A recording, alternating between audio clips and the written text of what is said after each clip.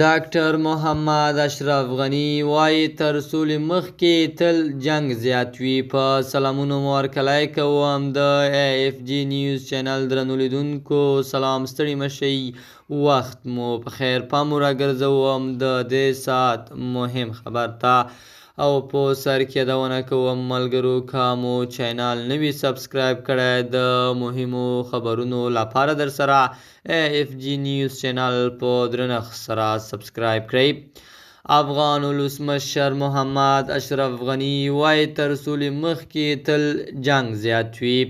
هغه دا خبره پرون په دوبۍ کې په یو کنفرانس کې وکړه.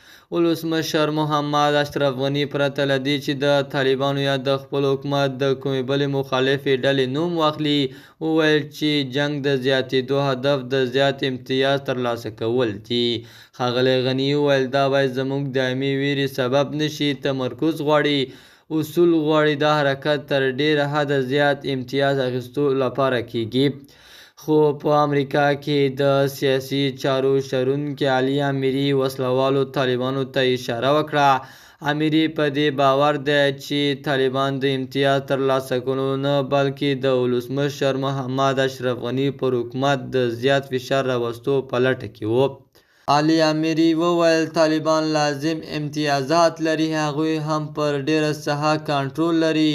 هغوی په ټول افغانستان کې په نسبي ډول زیات سیاسي مشروعیت ترلاسه کړی دی.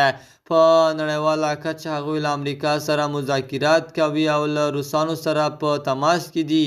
پاکستانیانو تر بل هر وخت له طالبانو سره همکاري کړې او تقریبا موجود شکل یې ورکړی دی. له دې امله طالبان سیاسي امتیازات ته لکه څرنګه چې ولسمشر محمد اشرف غني ورته اشاره وکړه هغوی اړتیا نه لري. د AFG نیوز چینل درنو لیدونکو، دا و زموږ د دې ساعت چمتو شوی خبر. تر بیا خیر چارې، د الله په امان.